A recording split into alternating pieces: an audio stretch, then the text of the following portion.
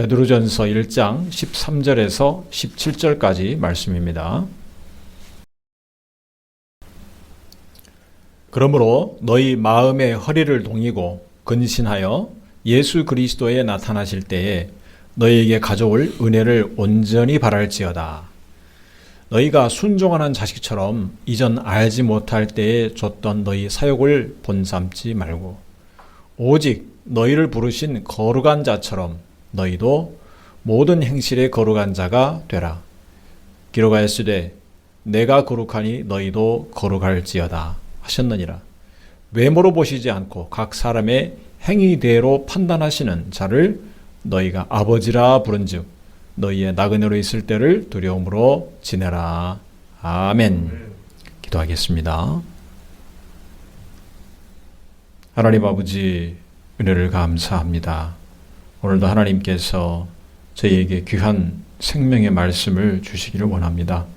하나님의 은혜가 넘치는 시간 되게 해주시고 하나님의 말씀을 사모하는 심령에 말씀을 주셔서 이 말씀이 우리의 삶에 우리 마음의 열매로 나타나게 하여 주옵소서. 주의 성령께서 전하는 자나 듣는 자에게 충만히 임하여 주셔서 하나님의 말씀만이 역사하는 귀한 시간 되게 하여 주옵소서.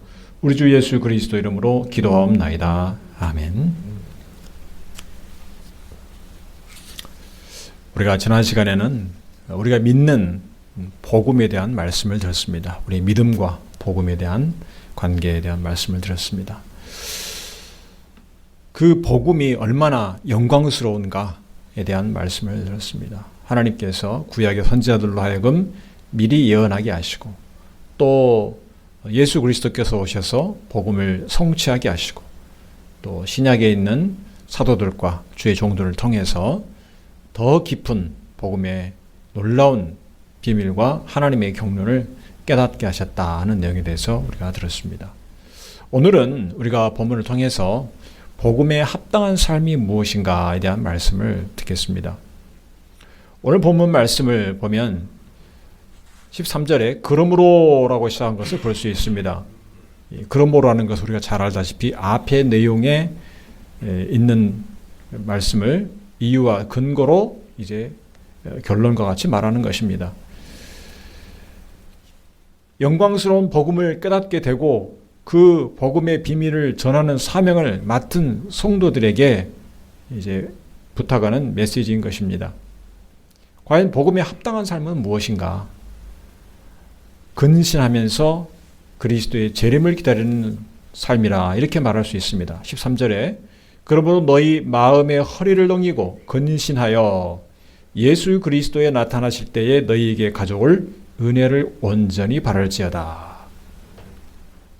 여기서 우리가 알 수 있는 것은 첫째로 근신하여 거룩한 삶을 사는 것을 우리 성도의 마땅한 삶으로 우리에게 가르쳐주는 것입니다. 우리 믿는 성도들이 영광스러운 복음을 깨닫고 그 복음으로 구원받은 것을 회방하고 방해하려는 세력이 있다는 것을 우리는 기억을 해야 됩니다. 이 세상의 풍조가 우리로 하여금 성도로 마땅한 삶을 살게 하지 못하고 또 사단의 공격을 통해서 우리가 넘어질 수도 있습니다. 우리의 옛 습관들이 남아서 여전히 우리가 죄를 짓던 그 습관에 쫓아서 살다 보면 우리가 성도에 마땅한 삶을 살지 못할 수가 있습니다. 그래서 13절에 있는 말씀처럼 먼저 마음의 허리를 동이고라고 했습니다. 마음을 다스려야 된다는 것입니다. 허리를 동인다는 것은 우리가 알다시피 묶는 것을 말합니다. 우리 옷가짐을 단정히 하려고 허리를 묶는 것, 그것을 말합니다. 만약 어떤 일을 할 때 내 옷차림이, 내 옷이 걸리적거리게 되면 방해가 될 수 있습니다. 그래서 뭔가 일을 제대로 하기 위해서는 사전에 준비를 하는 것입니다. 그것이 허리를 동이는 것인데 마음의 허리를 동이라, 마음을 준비하라 하는 것입니다. 그러면 그렇게 허리를 동이고 근신하라고 했는데 근신하는 것이 무엇인가? 예수님께서 말씀하신 가르침을 통해서 보면 이 근신하는 것은 깨어있는 삶을 의미하고 있습니다. 누가복음 12장 35절 말씀에 허리에 띠를 띠고 등불을 켜고 서 있으라 이렇게 말씀하셨습니다. 주인이 오기를 기다리는 종의 자세를 표현하고 있습니다. 베드로는 아마도 이 예수님의 말씀을 기억하고 있는 듯합니다. 마음에 허리를 묶으라, 허리에 띠를 띠고라 마찬가지로 마음에 허리를 동이라 이렇게 말을 했습니다. 주인이 오기를 기다리면서 깨어 있으라는 것입니다. 그럼 왜 깨어 있습니까? 주인이 생각지 않을 때, 예상하지 못할 때 오실 수 있기 때문에, 주인이 올 수 있기 때문에 깨어 있어야 되는 것입니다. 예수 그리스도의 오심은 신약의 성도에게 있어서는 마치 구약의 성도들이 메시아를 기다린 것과 같은 것이라 볼 수 있습니다. 신약에 있어서 예수님이 다시 오신다는 것은 완전한 하나님의 나라가 완성되기를 기다리는 것입니다. 이것은 우리가 신약 성경을 통해서 하나님께서 가르쳐 주시고 밝혀 주셔서 알게 된 것입니다. 계시로서 알게 된 것입니다. 메시아가 오신 후에 그 메시아가 하나님께로 갔다가 다시 오신다는 것, 이것은 구약의 성도들에게는 알려지지 않았던 것입니다. 감추어져 있었던 것입니다. 그러면 우리 주님이 오실 때까지 깨어 있다는 것을 무엇을 의미할까요? 세상에 빠져 살아가는 것을 우리가 막는 것입니다. 요한일서 2장 16절을 보면 이는 세상에 있는 모든 것이 육신의 정욕과 안목의 정욕과 이생의 자랑이니 다 아버지께로 쫓아온 것이 아니요 세상으로 쫓아온 것이라. 세상에 있는 모든 것은 욕심을 따라가는 삶이다. 이렇게 말할 수가 있습니다. 왜 그렇습니까? 세상 사람들은 자기 삶의 주인이 자기 스스로라고 생각을 합니다. 내가 주인이 되는 삶은 다시 말하면 내가 원하는 대로 하는 삶입니다. 내 욕심을 따라 사는 것이 권리라고 말합니다. 그것을 막지 말라고 합니다. 그런데 내가 주인이 돼서 사는 삶을 살게 되면 사실은 나의 욕심이 나를 지배하게 됩니다. 사실상 욕심의 종이 되는 삶이 되는 것입니다. 그래서 우리는 이 욕심을 따르는 것으로부터 우리 자신을 지켜야 되는 것입니다. 오늘 본문 말씀 14절 말씀을 보겠습니다. 너희가 순종하는 자식처럼 이전 알지 못한 때에 줬던 너희 사욕을 본삼지 말고 15절에 오직 너희를 부르신 거룩한 자처럼 너희도 모든 행실에 거룩한 자가 되라. 거룩하다. 이 거룩하다는 것은 하나님께만 속한 것으로 구별된다는 뜻입니다. 하나님께서는 그의 백성도 구별되기를 원하십니다. 왜냐하면 하나님의 백성은 하나님께 속해 있기 때문에 그렇습니다. 하나님의 것이기 때문에 거룩해야 된다는 것입니다. 하나님이 거룩하신데 하나님의 속해 있는 것이 거룩하지 않으면 안 되겠죠. 이 세상과 구별되는 것, 욕심을 추구하는 삶과 구별된 삶, 이것이 거룩한 삶입니다. 하나님께서는 하나님의 백성을 택하시면서 하나님 백성에게 거룩함을 요구하셨습니다. 레위기 20장 26절 말씀을 보면 너희는 내게 거룩할지어다. 이는 나 여호와가 거룩하고 내가 또 너희로 나의 소유를 삼으려고 너희를 만민 중에서 구별하였음이니라. 여기 보면 하나님께서 이스라엘 백성을 하나님 백성 택하시면서 만민 모든 민족 중에서 구별하였다. 그리고 너희를 나의 소유로 삼았다. 그래서 거룩할지어다. 이렇게 명하고 있는 것입니다. 거룩하신 하나님의 소유인 그의 백성이 거룩해야 되는 것입니다. 오늘 본문 16절에서도 기록하였으되 내가 거룩하니 너희도 거룩할지어다 하셨느니라. 이렇게 말씀하고 있습니다. 하나님이 거룩하시니까 하나님의 소유된 백성도 거룩해야 된다. 이것이 하나님께서 우리에게 요구하시는 것입니다. 그래서 거룩하다는 것은 거룩한 삶은 하나님의 뜻이다. 이렇게 명확하게 성경에 나와 있습니다. 이제 우리 믿는 성도는 하나님의 백성답게, 하나님의 소유답게 살아야 됩니다. 그런데 이 거룩함에 대해서 하나님께서 이스라엘 백성에게 가르쳐 주십니다. 이 거룩한 삶이라는 것은 마음만 거룩하게 되고 몸은 상관없는 것이 아닙니다. 초기에 기독교 이단 중에 영지주의라고 있습니다. 영지주의자들은 영혼과 육체를 엄격하게 구분을 해서 육체는 영혼의 감옥이라고 생각을 했습니다. 영혼은 거룩하지만 육체는 더럽다고 생각을 했습니다. 그래서 구원받는 것은 영혼뿐이다. 이렇게 주장을 했습니다. 그러면 어떻게 되냐면 몸은 원래 더러운 것이니까 몸으로는 무엇을 해도 상관이 없다는 것입니다. 어떠한 죄를 지어도 상관없다는 것입니다. 영혼만 깨끗하면 된다는 것입니다. 그러나 하나님의 말씀은 다릅니다. 몸을 구별하여 더럽히지 않도록 요구하셨습니다. 음식이 몸을 더럽힐 수 있다고 보았습니다. 부정한 음식을 먹지 못하게 레위기에 가르쳐 주십니다. 그래서 율법에 정결한 것과 부정한 것을 구분해 주셨습니다. 부정한 것을 만약에 접촉하게 되면 깨끗이 씻고 상당 기간, 일주일, 이렇게 상당 기간 격리되거나 그것이 부정한 것이 해소될 때까지 기다려야 했습니다. 그만큼 먹는 것, 또 여러 정결법에 의해서 거룩함이 무엇인가를 끊임없이 생각하고 끊임없이 지키도록 하나님께서 가르쳐 주신 것입니다. 그래서 이러한 규례는 하나님의 백성이 어떻게 살아야 되는가를 계속해서 마음에 새기는 그런 기회가 되었던 것입니다. 그런데 몸을 더럽히는 것은 음식만이 아닙니다. 욕심을 따르는 행동이 몸을 더럽힙니다. 따라서 어떤 행동, 삶이 더러운 세상의 것으로 오염되지 않도록 주의해야 했습니다.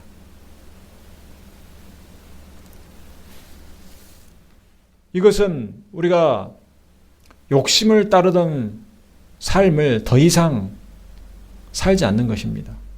욕심에 충실하게 살아가는 것은 하나님의 백성으로 부름받은 것을 잊어버리는 것입니다. 하나님의 소유를 더럽히는 것이라 할 수 있습니다.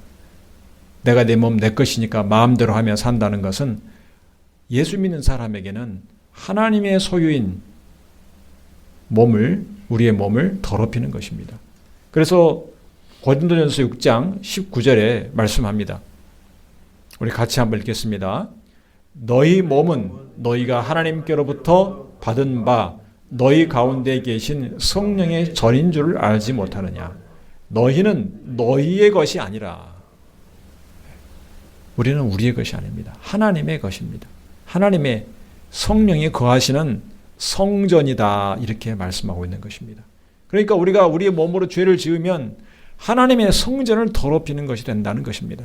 영지주의자들의 이단이 얼마나 하나님의 말씀과 대적되는지, 하나님의 말씀을 거역하는 것인지를 우리가 분명히 알아야 되는 것입니다. 그런데 오늘 본 말씀에서 14절에 특히 너희가 순종하는 자식처럼이라고 말을 했습니다. 자녀가 아버지에게 순종하는 것으로 비유를 했습니다. 하나님 백성으로서 요구되는 것을 넘어서서 하나님의 자녀로서 하나님을 닮아가야 되는 삶이 곧 거룩한 삶이다. 이렇게 말씀하신 것입니다. 우리도 하나님의 거룩하심을 본받아 거룩한 삶을 살아야 된다는 것입니다. 그래서 우리 성도들이 세상에서 믿지 않는 사람들과 구별되어 거룩한 삶을 산다는 것은 내가 하나님의 자녀이라는 것을 끊임없이 확인하는 것입니다. 내가 세상 사람들은 이렇게 행동하지만 나는 다르게 행동해야 된다는 것이고 내가 하나님의 자녀이니까. 세상 사람들이 더러운 말과 더러운 행동을 할 때 나는 하나님의 자녀이니까 그러지 않아야 되겠다. 이것이 끊임없이 우리에게 확인되는 것입니다. 세상에는 온갖 더러운 말과 죄악된 행위들이 넘쳐납니다. 그것으로부터 우리 자신을 지키는 것이 하나님의 자녀로서 마땅히 살아야 되는 삶입니다. 세상에서 우리가 많은 불의한 것들을 보게 됩니다. 불공정한 것들이 행해지는 것을 봅니다. 그것을 우리가 닮아가지 않도록, 그것에 오염되지 않도록 우리가 주의해야 됩니다. 요즘에는 인터넷의 발달로 영상이 TV와 어떤 영화만 있던 그런 세상이 아니라 언제나 모든 어떤 곳에서도 영상을 볼 수 있는, 사람들이 많은 영상에 빠져 있는 그런 유튜브 같은 영상이 대중화되어 있습니다.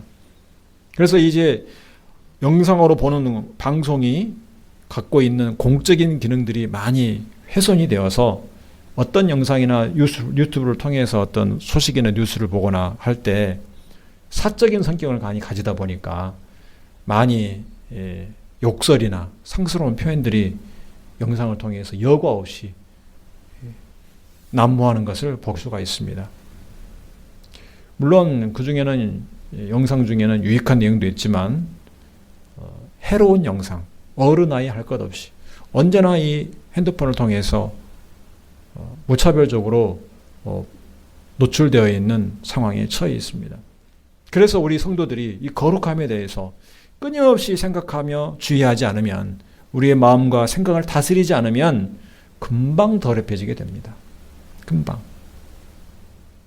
세상과 세상 사람들과 다르게 구별된다는 것이 무엇인지 우리가 끊임없이 생각하지 않으면 우리는 자기도 모르는 사이에 거기에 익숙해져 버리게 됩니다.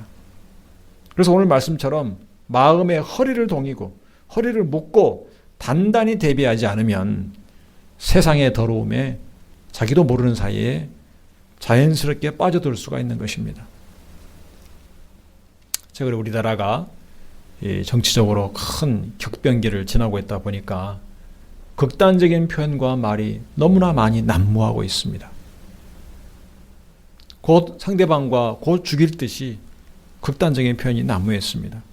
이럴 때 우리가 우리 자신을 돌아보고 거룩함을 유지하기 위해서 힘써야 할 것입니다. 우리가 세상의 문제와 이슈에 대해서 너무 깊이 몰입해 있다 보면 어느새 나와 반대 의견을 가진 사람들에 대해서 우리가 격분할 수도 있는 것입니다. 우리가 조심해야 됩니다. 어떤 선동적인 주장에 동조하다 보면 세상과 구별되지 않게 됩니다.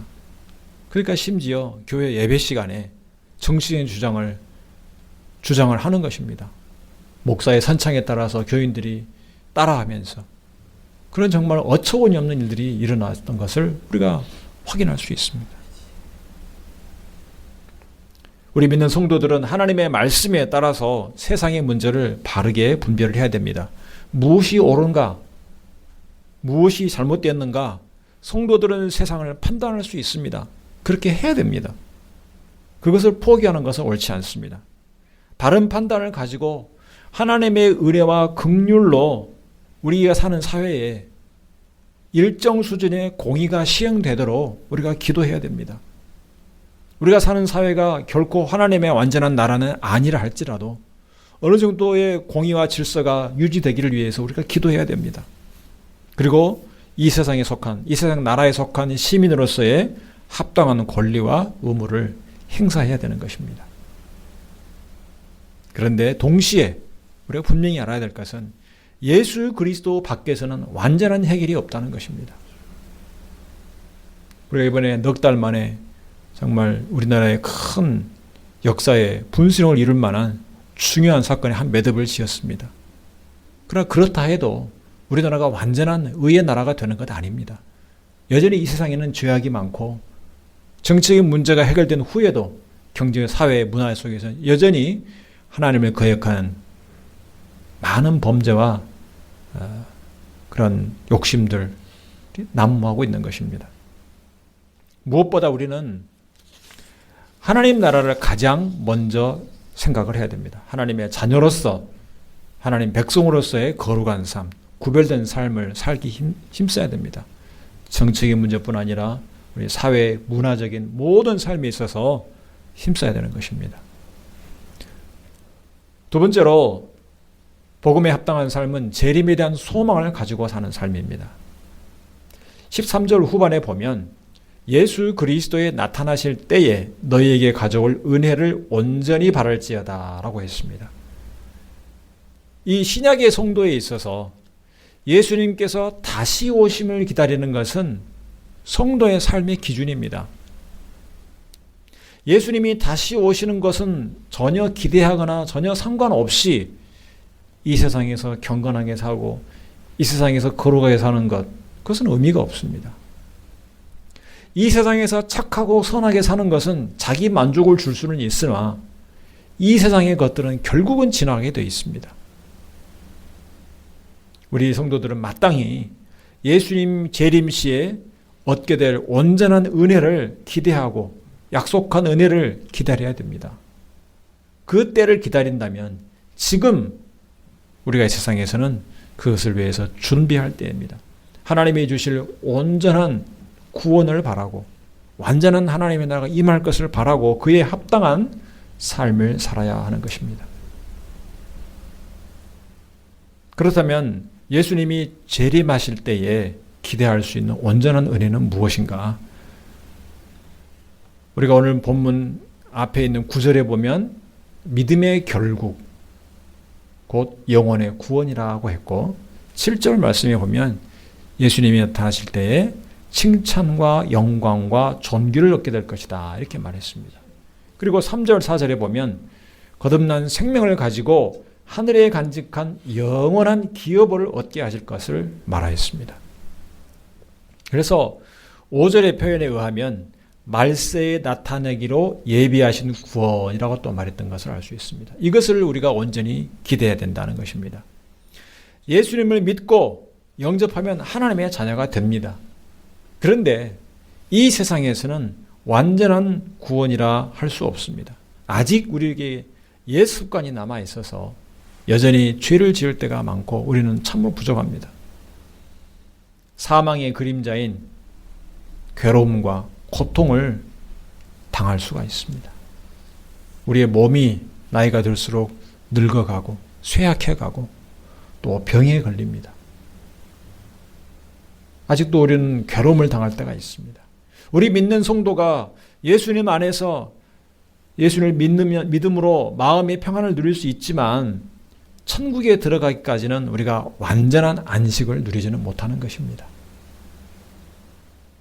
그래서 이것은 결국 예수님이 다시 오실 때 완전하게 평안과 안식을 누리게 된다는 것을 우리가 소망을 가지고 기대하며 살아가는 것입니다. 그런데 이것은 특히 신약 성도에게 요구되는 것입니다. 구약에 예언된 하나님의 나라는 단번에 이루어지는 것처럼 보였습니다. 늑대와 어린 양이 함께 뛰놀고 어린아이가 뱀의 굴에 손을 집어넣고 하는 그런 아무 해함과 아무 괴로움과 아픔이 없는 그런 하나님의 나라가 단번에 이루어지는 것으로 보았습니다. 그러나 우리가 신약시대에 알게 된 것은 예수님께서 메시아로서 이 세상에 오신 후에 부활 승천하셨다가 다시 오신다는 것입니다. 그래서 예수님이 다시 오실 것을 기대하는 것은 우리 신약에 있는 성도들에게 요구되는 신앙인 것입니다. 예수님의 죽으심과 부활을 믿는 성도라면 반드시 예수님께서 다시 오실 것을 믿어야 하는 것입니다. 우리 주님께서 약속해 주셨습니다. 내가 다시 오겠다. 영광 중에 다시 오겠다. 예수님께서 다시 오실 때는 세상을 심판하는 심판주로 오실 것입니다. 그래서 우리가 이 세상에서 죄악이 심해지는 것을 보면 볼수록 예수님을 기다리는 우리의 소망이 더욱더 견고해지고 단단해져야 됩니다. 주님 반드시 오실 것이다. 저 극악한 범죄들을, 저 뻔뻔스런 죄를 우리 주님께서는 반드시 심판해 주실 것이다. 이런 소망이 더욱더 견고해져야 됩니다. 완전한 하나님의 나라가 완성되는 그 날을 바라보아야 하는 것입니다. 그 날에 이르기까지 고난과 시련이 있을 수 있지만 우리의 믿음은 오히려 더 단단해지게 됩니다. 고난은 예수님이 다시 오시는 그 날에 대한 우리의 소망을 꺾을 수가 없습니다. 예수님께서 우리 안에 늘 함께 거하시기 때문에 그렇습니다. 예수님께서 약속하셨습니다. 세상 끝날까지 너희와 함께 하겠다. 지금 핍박을 당하는 성도들에게 있어서 현재 고난 중에 있는 성도에게 있어서 이것은 아주 중요합니다. 주님께서 세상 끝날까지 함께 하시겠다. 우리 주님께서 우리의 눈으로 볼 수 있는 모습으로 다시 오실 그 날을 기다리면서 현재의 고난을 우리 주님과 함께 믿음으로 견딜 수 있는 것입니다. 눈앞에 죽음의 위협이 있어도 결코 굴복하지 않는 부활신앙으로 이겨내는 것입니다. 예수님이 다시 오실 그 날을 기다리는 우리 신약 성도의 신앙은 부활신앙입니다. 영원한 생명이 내 안에 있다는 확신으로 소망을 잃지 않는 것입니다.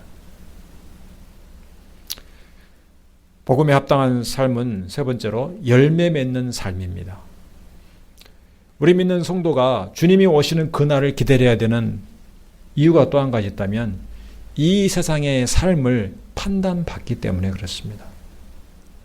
17절 말씀을 보면 외모로 보시지 않고 각 사람의 행위대로 판단하시는 자를 너희가 아버지라 부른즉 너희의 나그네로 있을 때를 두려움으로 지내라. 이 세상에 있는 동안은 나그네다 하고 오늘 읽은 이 베드로전서의 서두에서도 말했습니다. 나그네다. 우리가 결국 돌아갈 곳은 새 예루살렘, 새 하늘, 새 땅입니다. 그런데 주님이 오실 때 이 세상에서 살았던 삶에 대해서 판단받는다는 것입니다. 천국에 들어가는 성도라 할지라도 이 세상에 사는 동안 얼마나 열매를 맺었는가 그것을 주님 앞에서 보여야 됩니다.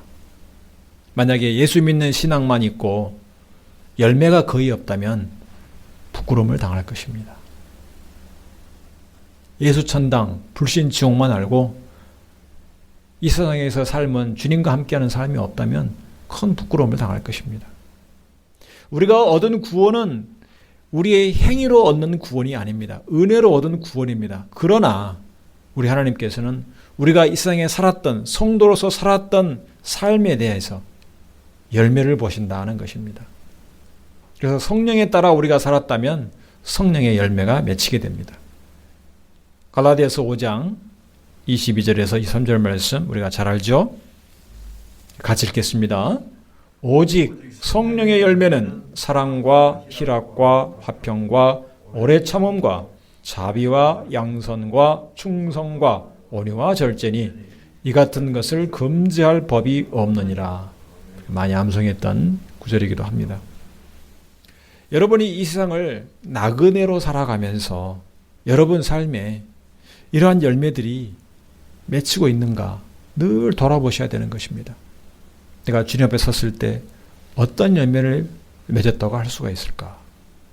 만약에 이러한 열매, 성령의 열매와 무관하게 산다면 주님 앞에 칭찬과 영광도 그만큼 줄어들 것입니다. 그 날을 우리가 기다리며 살아야 됩니다. 우리 믿는 성도의 삶은 현재의 삶에서 그냥 버티고 견디는 것만이 다가 아닙니다. 이 세상에 더러운 죄가 가득할 때 세상을 따라가지 않고 세상의 극단적인 주장에 이끌려가지 않고 욕심을 충동질하는 세상의 유혹을 뿌리치고 우리 하나님의 말씀에 따라서 살아갈 때 열매를 맺게 됩니다. 세상이 우리를 화나게 합니다. 부당한 대우를 하고 우리의 욕심을 충동질하고 시험할 때가 있습니다. 그래서 우리는 때로는 절망하게 되고 때로는 교만하게 되고 분노하게 되고 때로는 근심에 빠지게 됩니다. 우리가 세상과 하나님 사이에서 늘 마음이 왔다 갔다 한다면 어떤 때는 세상에 푹 빠져 있다가 어떨 때는 하나님 말씀 들으면 이래서는 안 되겠다. 이런 마음이 있다가 계속 오락가락하면 열매가 그만큼 맺혀지지 않을 것입니다. 그래서 우리는 늘 성령에 따라 살기를 힘써야 됩니다.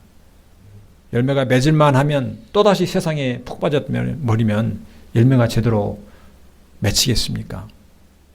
그래서 우리는 늘 성령의 충만을 구해야 되는 것입니다.